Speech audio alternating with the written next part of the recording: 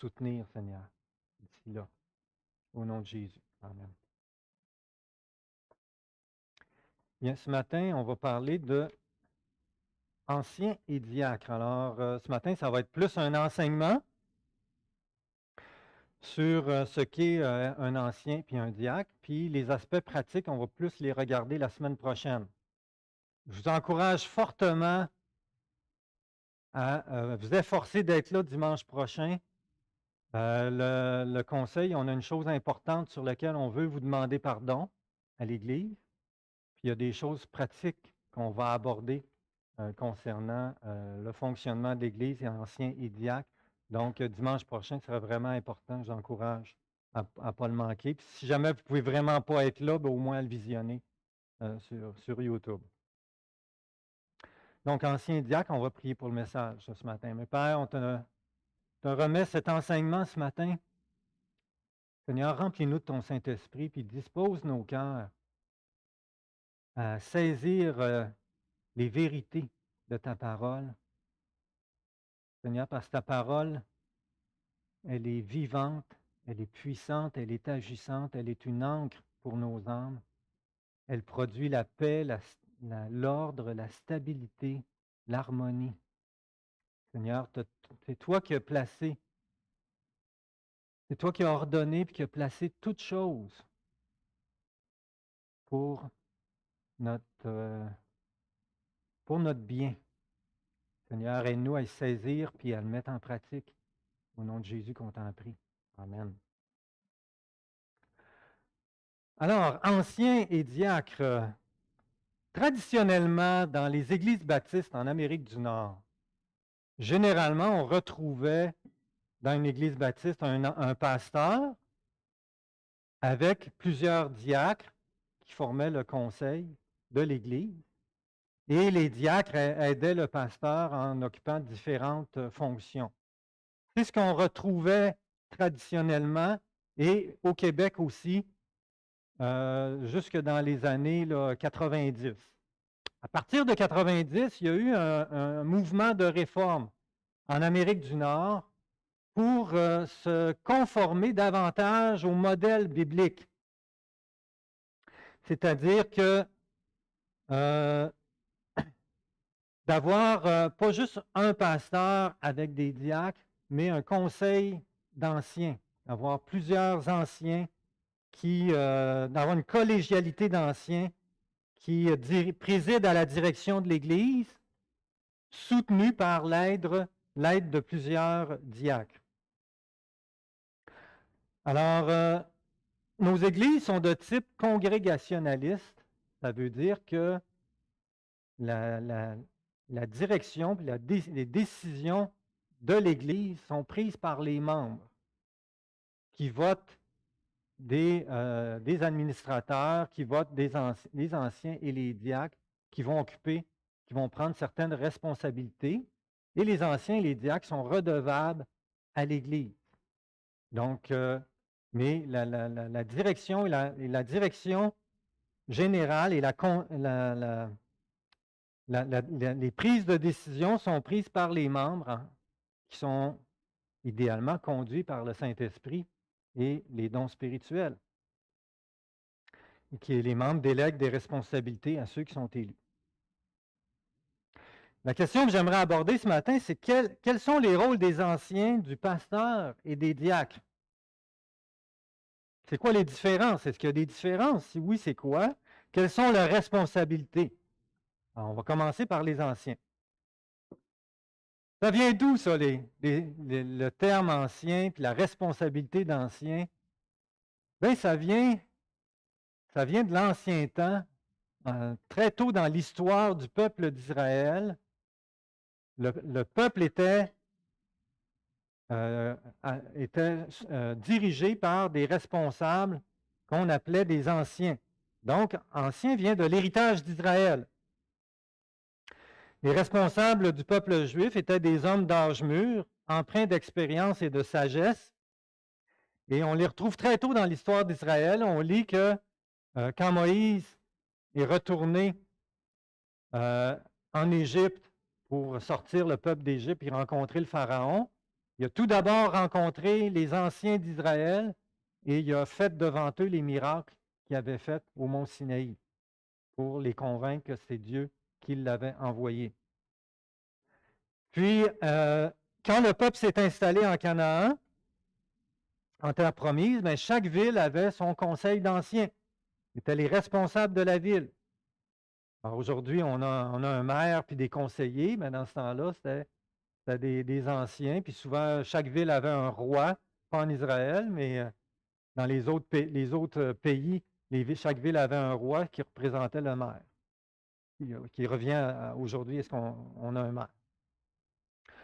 Alors, on lit dans les évangiles que le Collège des anciens de Jérusalem ont participé à l'arrestation et à la condamnation de Jésus. Puis, la première église qui s'est constituée, c'est celle de Jérusalem, et ils ont suivi le même modèle qu'il y avait. Alors, ils ont établi des anciens, et l'Église était dirigée conjointement par les apôtres et les anciens. Alors, on aurait pu penser que parce que les apôtres étaient là, il n'y avait pas besoin d'anciens, vu qu'il y avait les apôtres. Ben non. Même là, ils ont établi un collège d'anciens. Et on lit dans Acte 15 que quand ils ont eu une question importante qui a été soulevée, bien c'est les apôtres et les anciens qui se sont réunis pour examiner la question. Et le conseil d'anciens était présidé par Jacques, le frère du Seigneur. Puis on lit dans les Actes des apôtres, dans la suite, que dans les nouvelles églises que l'apôtre Paul établissait, il y avait l'habitude assez rapidement d'établir des anciens dans les églises qu'il avait fondées. On lit par exemple dans son deuxième voyage qu'il revisitait les églises puis établissait des anciens. C'était juste quelques années après le début de l'Église. Alors, ce n'est pas écrit qu'il a fait ça pour toutes les églises qu'il a fondées, mais c'est ça qu'il faisait quand même. Entre autres, quand on lit dans Éphèse que l'Église a été établie dans Acte 19, Paul a passé 3 ans à Éphèse à évangéliser puis enseigner. Puis on lit dans Acte 20 qu'il fait venir les anciens d'Éphèse, il fait venir à Milet pour leur parler une dernière fois. Donc, il y avait des anciens établis à Éphèse. On lit dans Tite que Paul l'avait laissé en Crète spécifiquement avec pour tâche d'établir des anciens dans chaque ville où une église avait été établie. Qu'est-ce que tous ces passages-là ont en commun? Bien, c'est que les anciens, il n'y en a pas juste un, il y en a plusieurs. C'est des anciens, un collège d'anciens, collégialité, ça dit plusieurs anciens dans chaque église. Alors, pourquoi? Pourquoi est-ce que Paul établissait plusieurs anciens dans chaque église et qu'il le faisait assez rapidement? Non, excusez, ça c'est la deuxième question. Première question, c'est pourquoi plusieurs anciens? D'après vous, pourquoi est-ce qu'il en établissait plusieurs? Parle un peu plus fort. Non, puis je vais te donner la réponse bientôt, tantôt. Pour que ça ne soit pas un seul homme, oui, oui. Oh, j'aime ça. Parole de sagesse. Le salut d'un grand nombre de conseillers. Quoi d'autre? Alors, j'ai mis quelques... Un seul homme n'est pas infaillible. Certains vont s'enfler d'orgueil, d'autres tomber dans le péché, dans l'immoralité. D'autres vont s'égarer dans de fausses doctrines. Certains vont diviser l'Église. Donc, il y en a rien qu'un, ça va mal. S'il vire mal, ben, ça va mal pour l'Église. Donc, Un seul n'est pas infaillible, un seul n'est pas complet. Il n'y a pas tous les dons, il n'y a pas toute la sagesse, comme Gabriel vient de nous le mentionner. Il n'y a pas tout ce qu'il faut pour prendre soin comme il faut de l'Église. Et finalement, il n'y a personne qui est Superman, qui est un super-héros. Un super-héros, ce n'est pas un ancien, hein, c'est une idole, soit une idole ou un dictateur ou un gourou. Puis ça, on ne veut pas ça dans une église. Alors, puis dans les églises où il y a juste un pasteur qui dirige, bien, il y a un risque si la personne est autoritaire ou a tendance à être dictateur, bien, de mal exercer son leadership et c'est pas bon. Alors, pourquoi Paul y mettait autant d'importance à mettre en place plusieurs anciens dans chaque église, puis il ne tardait pas à le faire? Remarquez, c'était tous des nouveaux chrétiens, hein? Ça faisait juste quelques mois ou quelques années là, que ces personnes-là étaient chrétiennes. Ils venaient de se convertir. Alors, pourquoi est-ce qu'il n'attendait pas plusieurs années qu'ils prennent plus de maturité? Alors, il établissait ceux qui étaient remplis du Saint-Esprit, qui étaient les plus matures, qui étaient transformés par l'Esprit de Dieu, mais il n'attendait pas, il s'appressait. Pourquoi s'appressait, d'après vous? Ben oui. Ben oui, Paul avait un souci, c'est que l'Évangile et la parole qu'il avait transmis allaient continuer de se transmettre sainement, la bonne façon, puis qu'il n'allait pas être, il n'allait pas avoir de déviation de que la vérité soit tordue. Alors, Paul s'assurait ainsi la continuité du ministère apostolique, la vérité. Alors, l'apôtre leur confiait la responsabilité de veiller sur l'Église qu'il venait de fonder. Alors, ça nous amène à poser la question, quelle était cette responsabilité? Alors, dans Acte 20, versets 17 à 35, Paul y fait venir les anciens d'Éphèse. Il pense que c'est la dernière fois qu'il va les rencontrer. Et vous savez, il les fait venir à Milet, c'est 80 km d'Éphèse. Ce n'est pas une petite route, là. À l'époque, là, il n'y avait pas d'auto. Je ne sais pas s'ils ont fait ça à pied ou en voiture, à cheval. Mais ils ont fait le 80 km pour aller rencontrer Paul une dernière fois parce ce qu'il avait à leur dire était de la plus haute importance. Paul, ce qu'il voulait leur dire, là, il voulait vraiment qu'ils l'entendent. Alors, c'était important. Alors, si c'était important pour les anciens d'Éphèse de l'entendre, bien, c'est important pour nous aussi. Alors, on lit les versets 17 à 35, je vous l'ai mis à l'écran. Second 21. Cependant, de Milet, il a envoyé chercher à Éphèse les anciens de l'Église. Lorsqu'ils sont arrivés vers lui, il leur a dit, « Vous savez de quelle manière je me suis toujours comporté avec vous depuis le jour où j'ai mis le pied en Asie. » L'Asie, c'était la province d'où Éphèse faisait partie. J'ai servi le Seigneur en toute humilité, avec beaucoup de larmes, et au milieu des épreuves que provoquaient pour moi les complots des Juifs. Vous savez que sans rien cacher, je vous ai annoncé et enseigné tout ce qui vous était utile, en public et dans les maisons, en appelant les Juifs et les non-Juifs à changer d'attitude, c'est-à-dire à se repentir, en se tournant vers Dieu et à croire en notre Seigneur Jésus-Christ. Et maintenant, voici que lié par l'Esprit, je vais à Jérusalem sans savoir ce qui m'arrivera. Je sais seulement que de ville en ville, l'Esprit Saint m'avertit que des liens et des souffrances m'attendent. Mais je n'y attache aucune importance et je ne considère pas ma vie comme précieuse, pourvu que j'accomplisse avec joie ma course et le ministère que le Seigneur Jésus m'a confié, annoncer la bonne nouvelle de la grâce de Dieu. N'oubliez pas, il dit ça aux anciens dans un but. L'apôtre Paul, il y a un but pour lequel il les a fait venir à Milet. Désormais, je le sais, vous ne verrez plus mon visage, vous tous au milieu de qui j'ai passé en prêchant le royaume de Dieu. C'est pourquoi je vous déclare aujourd'hui que je suis pur du sang de vous tous.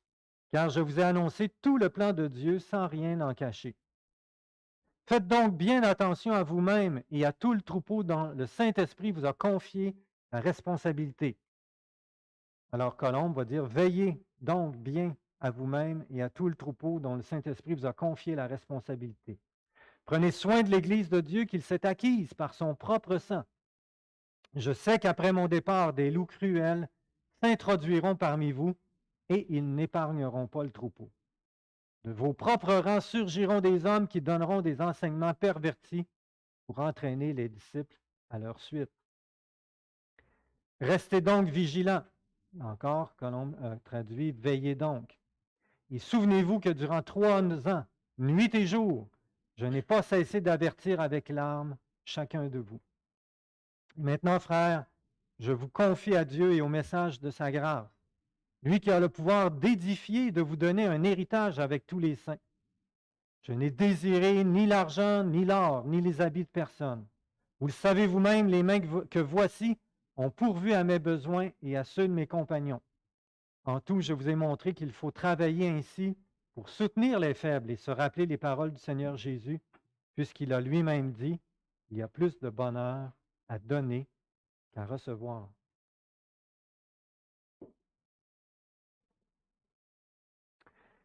Anciens évêques et pasteurs. Au verset 17, Paul fait venir les anciens pour s'adresser à eux. Au verset 28, il leur dit, le Saint-Esprit vous a établi évêques pour faire paître l'Église de Dieu.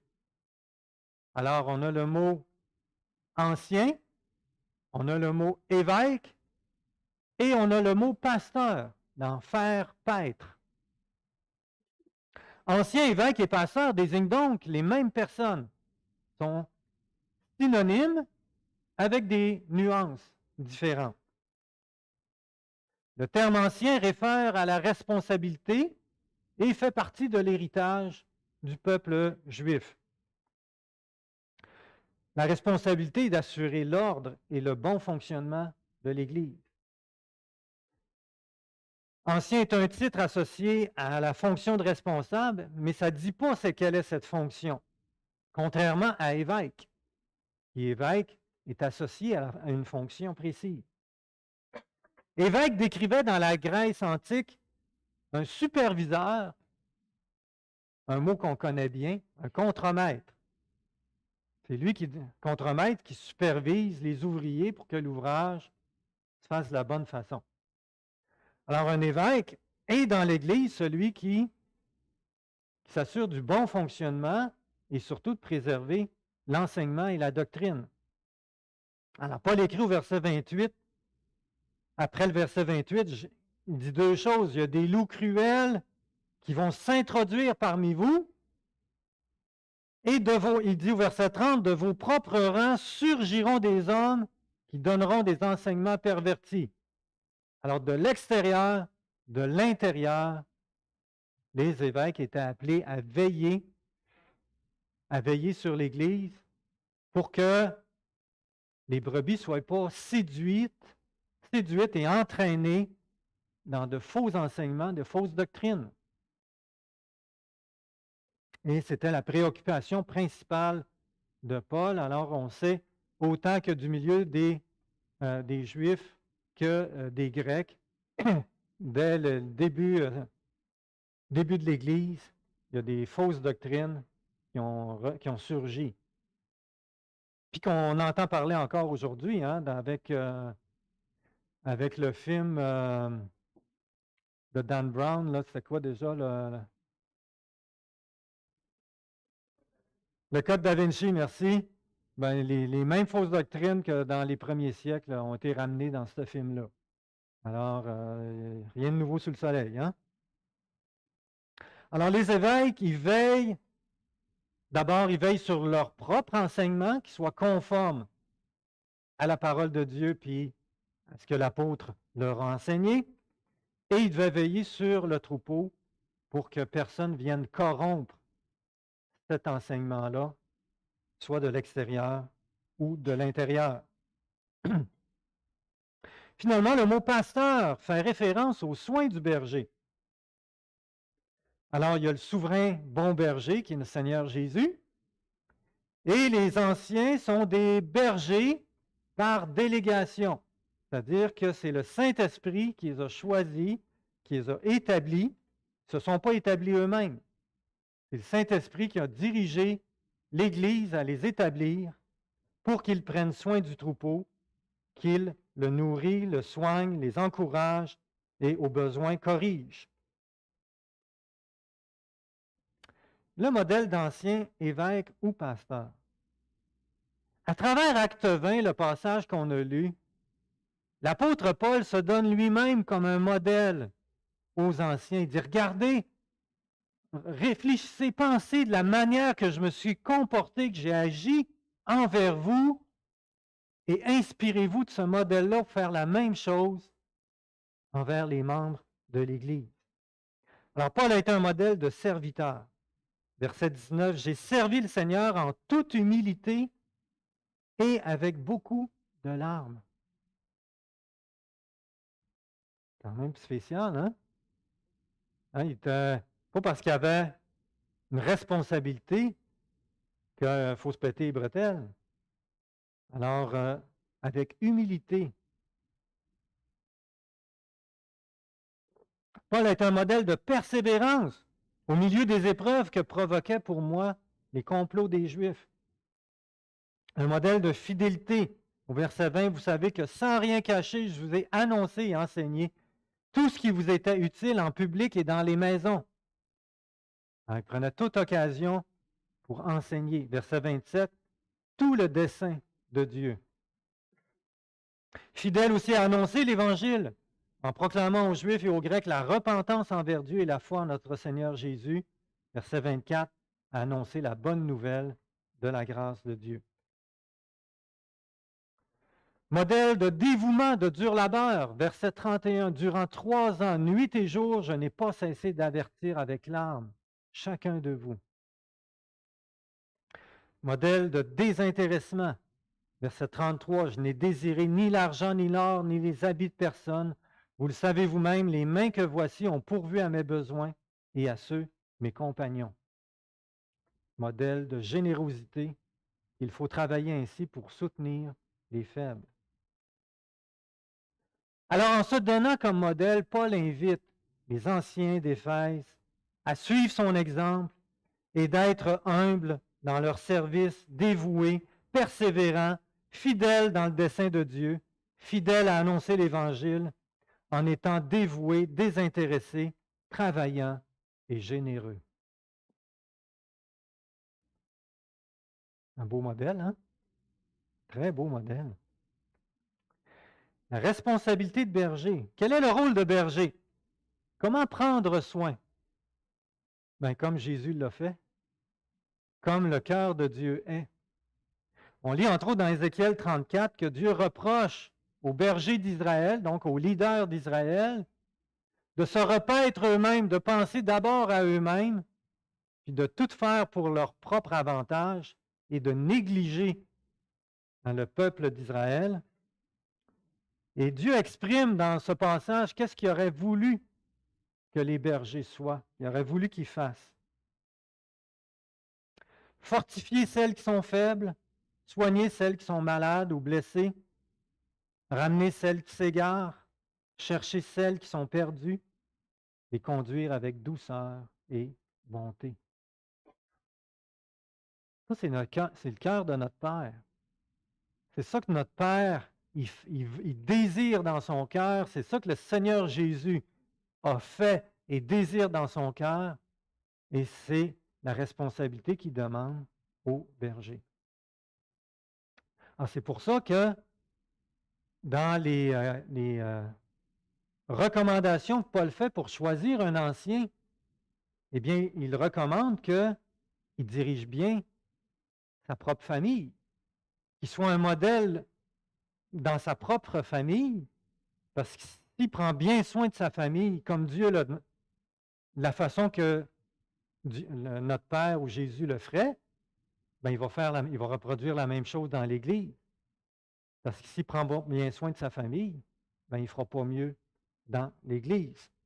Alors, il faut qu'il dirige bien sa propre maison et qu'il tienne ses enfants dans la soumission et un entier respect. En effet, si quelqu'un ne sait pas diriger sa propre maison, comment prendra-t-il soin de l'Église de Dieu? Peut-être un petit commentaire ici. On pourrait comprendre dans le passage ici qu'il tienne ses enfants dans la soumission et un entier respect, que le père ou celui qui aspire à être ancien doit être autoritaire et doit imposer la soumission et le respect à ses enfants. Ce n'est pas le modèle biblique. Et c'est malheureusement le modèle patriarcal qu'on a eu au Québec. Mais ce n'est pas le modèle biblique. Au contraire, on ne veut pas un ancien qui a ce caractère. Le fruit de l'esprit, c'est l'amour, la douceur, la maîtrise de soi, la patience. Ça, c'est le modèle qu'on recherche. Alors, Paul ne parle pas ici d'une soumission qui est imposée par contrainte, mais qui est imposée par l'amour, la bonté, la douceur qui est manifestée. C'est-à-dire qui est inspirée par la bienveillance, l'amour puis la douceur. Alors, si on voit l'épouse que les enfants sont aimés,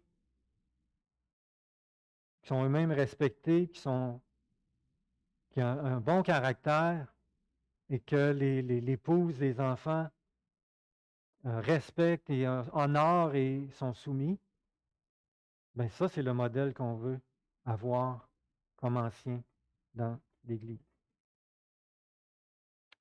Être ancien ne dit rien sur le don spirituel.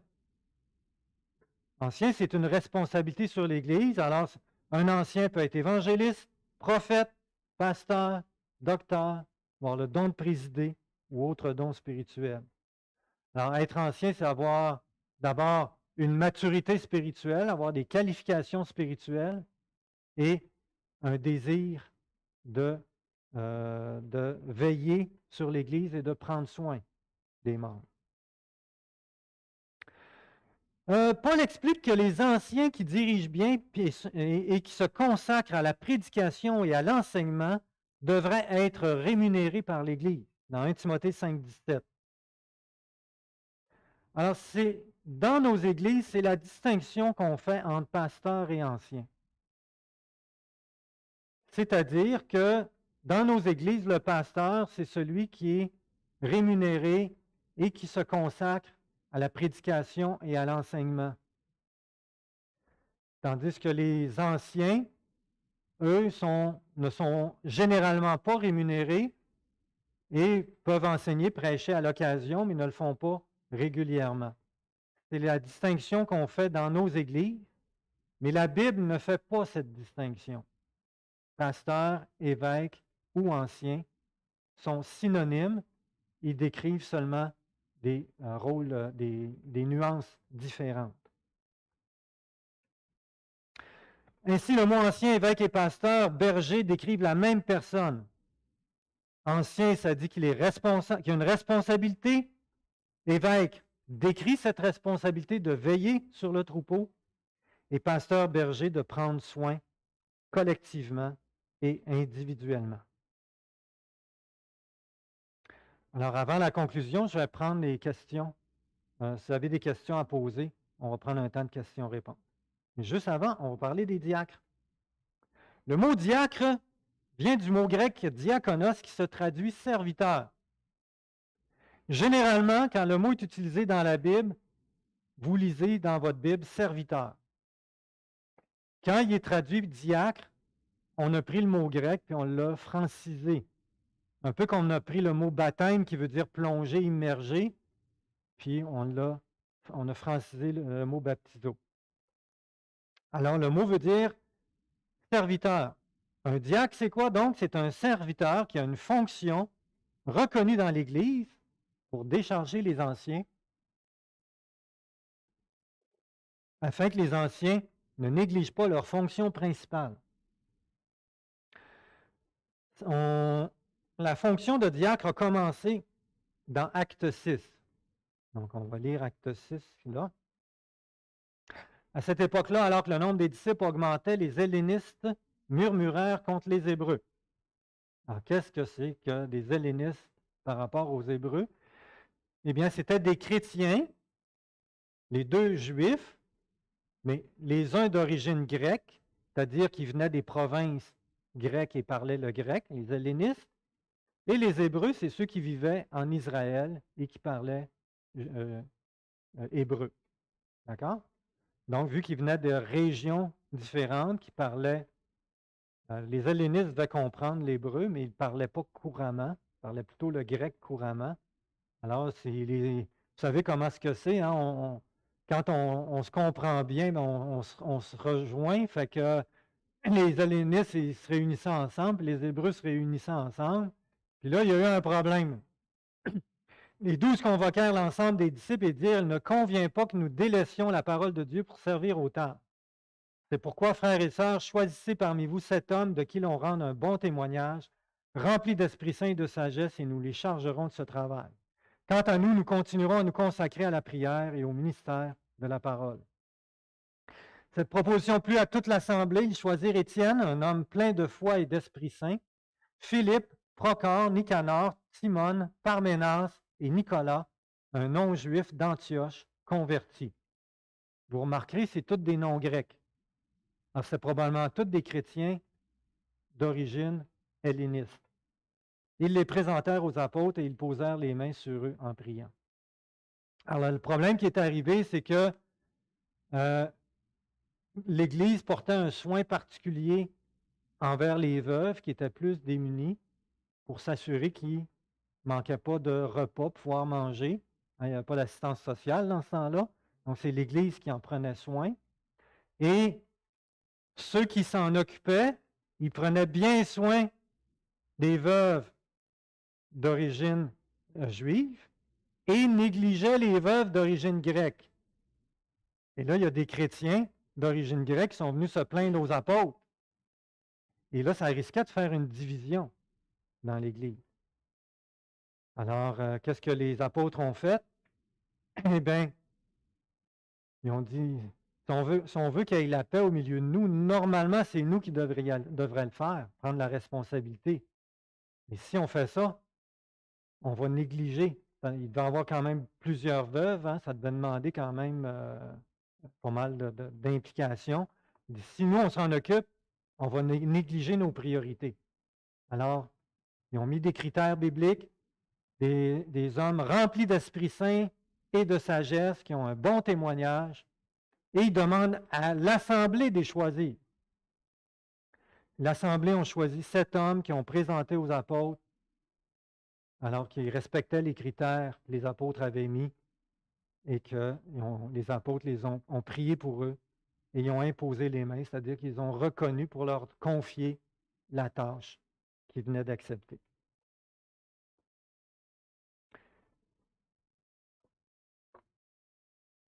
Alors, dans le reste de la Bible, il y a peu de choses qui sont dites sur les diacres, à part des critères qui sont à peu de choses près les mêmes que les critères de sélection, qui sont les mêmes que pour les anciens.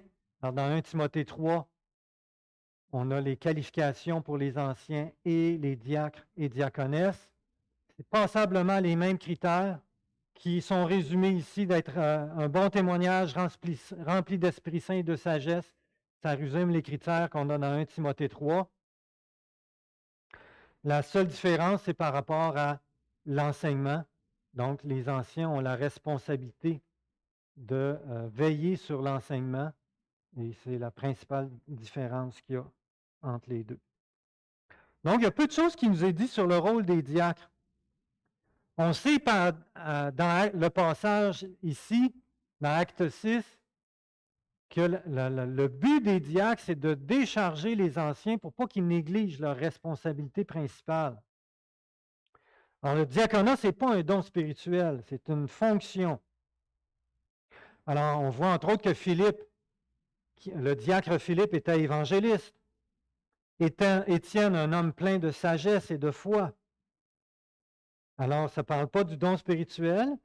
Puis, les femmes aussi, on voit que les femmes sont diaconesses, peuvent être diaconesses. Alors, les diacres sont nommés en fonction des besoins, selon les besoins de la situation. Ce sont des serviteurs qui sont choisis et proposés pour répondre à des besoins qui se présentent dans l'Église. Question, est-ce qu'un diacre ou une diaconesse peut avoir une charge pastorale, c'est-à-dire prendre en charge un petit groupe maison, faire de la relation d'aide, accompagner des nouveaux croyants? Bien,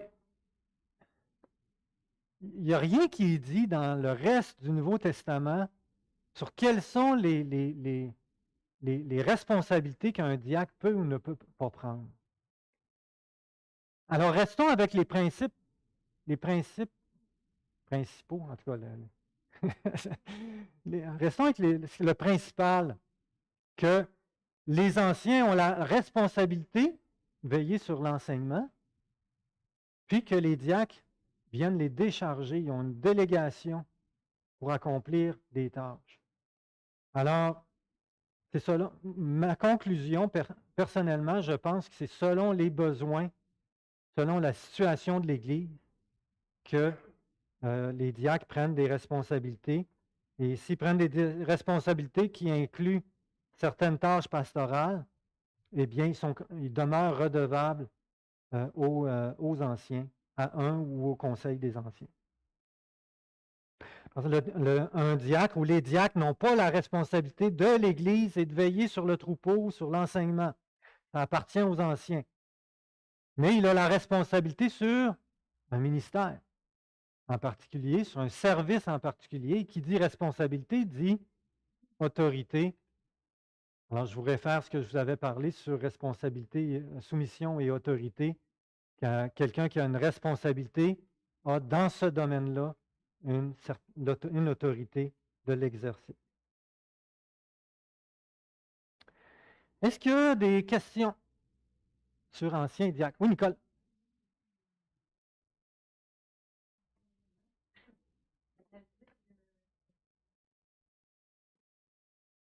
Ah, Nicole a un commentaire, juste répéter pour que les autres entendent. Au niveau des procédures à la réaliser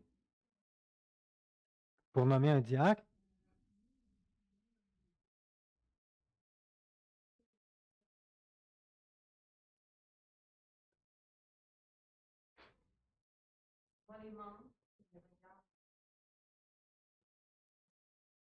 dans plusieurs églises, hein, c'est le conseil d'anciens qui regarde les membres et qui voit qui pourrait être diacre.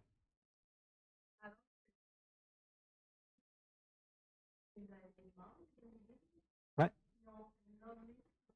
C'est intéressant que dans le passage qu'on vient de lire, ce sont les apôtres qui ont...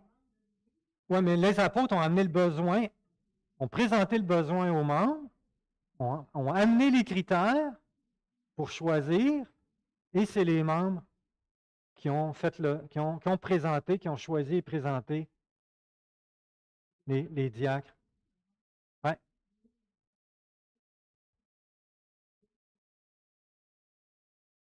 Oui. Fait que dans nos églises, souvent, c'est le conseil qui va proposer les diacres et les membres vont les voter. Alors, ce serait une bonne question à se poser s'il y aurait un changement à faire dans la procédure. Mais oui, c'est intéressant de constater cette différence-là. Oui, Elisabeth? Je suis sûr qu'ils ont... Oui, certainement. Certainement. Ouais. Alors, une des raisons qui pourrait être mentionnée, c'est que juste attends un petit peu, juste finir mon commentaire. Une des raisons pourrait être que les anciens s'assurent ainsi que les critères sont respectés. Donc, pour pas que quelqu'un soit présenté par les membres, puis là, ben, finalement, tu ne réponds pas aux critères. Tu sais. Là, ça crée une déception, mais ça sera à réfléchir. Là. Ils ont reconnu, ouais. On ne sait pas s'ils en ont présenté plus, puis qu'il y en a qui ont été refusés, ça, c'est pas dit, là. on ne le sait pas. Oui, ben,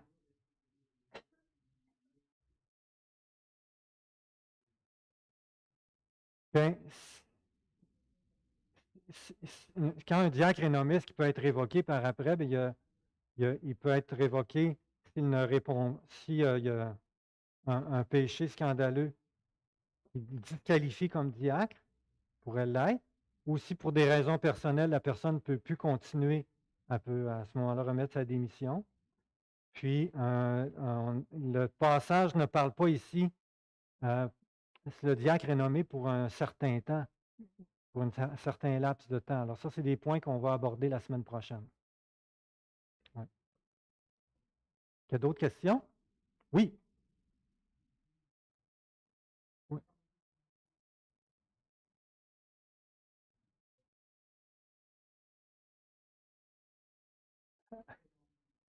Ouais. OK, diacre te fait penser à la DPJ, Direction de protection de la jeunesse.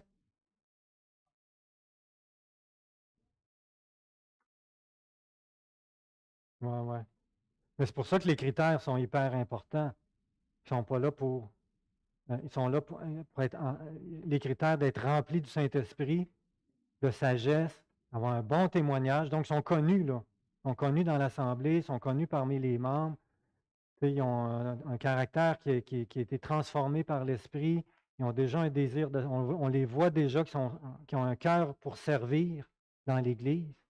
Donc, c'est déjà évident, là. Alors, les membres les choisissent parce qu'ils les connaissent, là. Puis c'est évident. Oui, Nicole?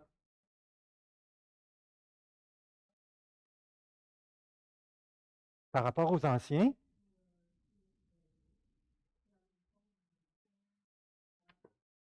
c'est la même chose, un ancien, un pasteur, un évêque.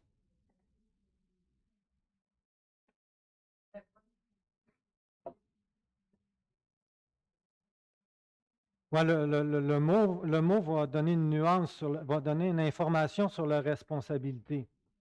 Mais ça n'empêche pas, je pense, que, mettons, quelqu'un qui est nommé ancien, mais qui aurait vraiment de la facilité dans les relations d'aide, il peut aider le pasteur dans les questions pastorales. Fait que ça n'empêche pas qu'un ancien qui a des bonnes capacités en relation d'aide, qui puisse être pasteur, il n'est pas pasteur, il est ancien. Absolument. Il peut aider le pasteur dans tous les besoins en relation d'aide pastorale, absolument. Absolument. Ancien pasteur, là, bibliquement, c'est la même chose.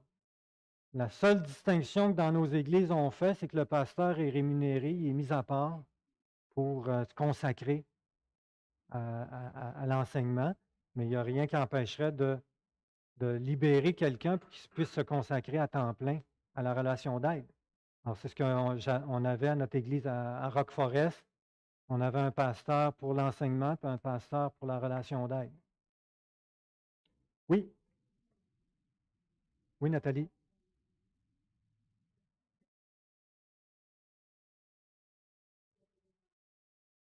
Donc, on est culturellement dans l'erreur en pensant que le pasteur dirige tout et que les anciens soutiennent ou aident le pasteur. Absolument. Qu'on a payé le pasteur, c'est comme s'il devient comme plus autoritaire, plus de responsabilité que les anciens, mais pas ça. Bien, à cause qu'on rémunère le pasteur, qui a une formation professionnelle, on vit dans une société où le professionnalisme est très fort, la spécialisation est très forte. Alors, vu que le pasteur, il a une formation professionnelle, il est spécialisé dans son domaine, bien, on lui donne une notoriété comme supérieure au-dessus des anciens. On n'a pas ça bibliquement. On a la notion de premier parmi ses pairs, qui a été amené par Alexander Strauch, un des anciens qui a contribué à la réforme là, dans les années 90 pour établir des conseils d'anciens. Et ce qui amenait comme principe, bien, comme par exemple, parmi les 12 apôtres, bien, Pierre avait une certaine prééminence. Mais il ne se met pas au-dessus des autres. Hein, il va écrire aux anciens, il va dire « Moi, ancien comme vous, comme eux ». Donc, il ne se met pas au-dessus des autres anciens, il se met à leur même niveau, mais on comprend que Pierre avait une prééminence par rapport aux autres. Comme on voit que Jacques, le frère du Seigneur, avait une prééminence par rapport aux autres anciens. Alors, qu'est-ce que ça nous dit? C'est que en fonction de l'appel du Seigneur et de ses qualités, un ancien peut avoir il va être reconnu pour sa sagesse puis le don que Dieu lui a donné pour diriger. Et à ce moment-là, naturellement, on va lui accorder une notoriété un peu plus grande. Mais ce n'est pas la même chose que ce qu'on a dans nos pensées, que le pasteur, il dirige tout, puis qui est aidé dans un conseil d'anciens. Ce n'est pas ça du tout, là. C'est une notoriété et non pas une autorité. J'aime ça, Nicole. J'aime beaucoup ça. Puis c'est pas une hiérarchie comme dans d'autres églises organisées, là, pas juste l'Église catholique, anglicane ou autre. Là. C'est pas une hiérarchie, non. Il est rémunéré tout son temps et sur ça, que si un ancien qui lui voit pas ses besoins, il y a moins de temps. Donc, l'ancien qui est rémunéré consacre plus de temps à son ministère qu'un ancien qui doit travailler, que lui a moins de disponibilité. Il y a d'autres questions? Non, je vais conclure. Oui. Savoir aussi que même s'il n'y a pas beaucoup d'éléments autres que des aspects de qualification, dans le théologien, dans ce qu'il peut être retenu dans le dis là. Alors, peux-tu résumer ce que tu viens de dire, m'aider?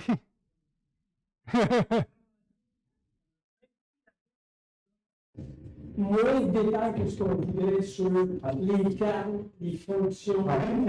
Moins de détails que ce qu'on voudrait là, sur les termes, les fonctions, entre autres les diacres. Là.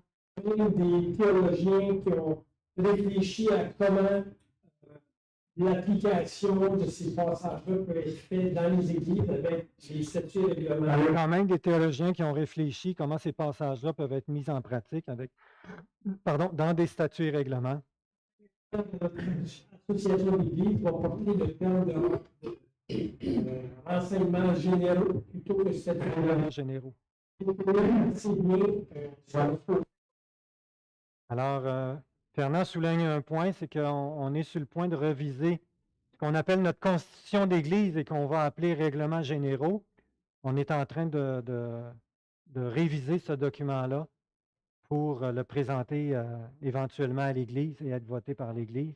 Donc ça, c'est des choses qui vont venir, mais tout ce qui concerne élection et les termes, c'est des choses, c'est des points qu'on va devoir discuter puis établir. Oui, Yves. Avoir plus d'anciens à l'Église. Pourquoi avoir plus d'anciens à l'Église? C'est sûr que, comme Gabriel a dit, c'est bon parce que le salut vient dans un grand nombre de conseillers. Gabriel a dit le salut vient d'un grand nombre de conseillers. Mais aussi, c'est parce que Dieu, cet esprit nous a équipés par des dons différents. Aussi parce que par le Saint-Esprit, Dieu nous a équipés de dons différents. Si un ancien a le don de discernement d'esprit, si un ancien a le don de discernement des esprits, de sagesse, l'autre il a un don de sagesse, l'autre il a le don d'enseigner, l'autre il a le don d'enseigner. On voit que plus qu'il y a de frères pour les anciens, on a quand même que quand on se réunit pour discuter des bienfaits de l'Église. On se réunit pour discuter des bienfaits de l'Église. Bien prendre soin. Bien prendre soin. On est bien équipé avec plusieurs dons différents. On est mieux équipé, on est bien équipé avec plusieurs dons différents, là. Absolument. L'importance d'être plusieurs. L'importance d'être plusieurs. Merci Yves. Pendant mes séjours en Abitibi-Témiscamingue, j'ai eu l'opportunité de visiter quelques églises Et j'ai visité 3 églises, dont 2 églises n'ont pas de pasteur, mais ont une collégialité d'anciens. Et une 3e église qui a un pasteur puis un ancien. Les 2 églises que j'ai visitées qui n'avaient pas de pasteur ont des anciens qui sont remplis de l'Esprit Saint, remplis d'amour et qui servent, ils ont vraiment un cœur de serviteur dans l'Église. Et ça se palpait. Je faisais juste mettre les pieds dans l'Église, ça se sentait, ça se palpait, c'était paisible, c'était harmonieux, c'était beau à voir. Les anciens, leur épouse, parlaient avec tout le monde, puis ça interagissait entre eux. Je voyais vraiment l'impact que ces anciens-là avaient sur leurs membres, sur leur assemblée. Et pourtant, ils n'avaient pas de pasteur. On pourrait penser qu'une Église, ça prend absolument un pasteur pour que l'Église aille bien et qu'elle fonctionne bien. Bien, je pense que c'est important qu'une Église ait un pasteur. Je le crois toujours. Mais avec ce que la Bible enseigne et ce que j'ai vu dans ces 2 églises-là, je crois que c'est encore plus important que l'Église ait une collégialité d'anciens et qui travaillent bien ensemble, hein, sont remplis d'amour, de pardon, d'humilité, qui font équipe ensemble. Je crois que c'est encore mieux.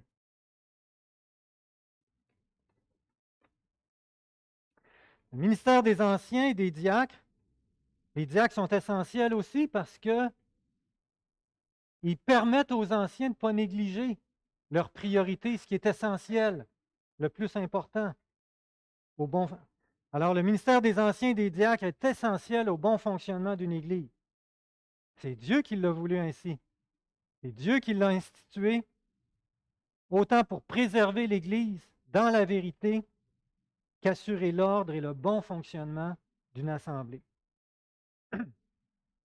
Alors, je rappelle qu'ancien évêque, pasteur ou berger décrivent la même personne. Ancien, ça nous dit qu'il est responsable sur l'Église. Évêque décrit cette responsabilité-là qui est de veiller sur l'Église. Pasteur berger décrit cette responsabilité qui est de prendre soin collectivement et individuellement. Et les diacres déchargent les anciens en fonction des besoins afin que ces derniers puissent maintenir leurs priorités. Eh bien, on va continuer la semaine prochaine, frères et sœurs. Je vous encourage fortement à être là. Je vous rappelle que le conseil, on va demander pardon à l'Église pour une chose importante, puis on va aller dans les aspects plus pratiques. Oui, Pierre? OK. Vas-y, Pierre, un commentaire à faire.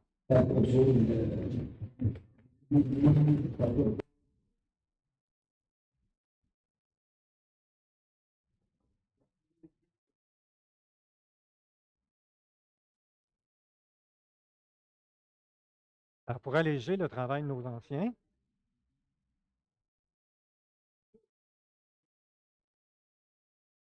on devrait tous avoir une formation d'anciens. On devrait tous avoir le cœur d'ancien.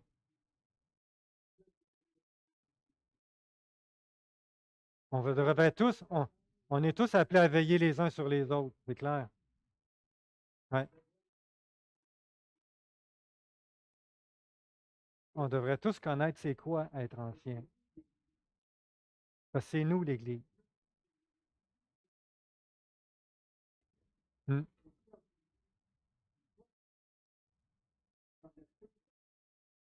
Fait que si on connaît tous c'est quoi le besoin puis qu'on a un cœur d'ancien, ta dernière phrase, c'est ben l'Église va bien se porter.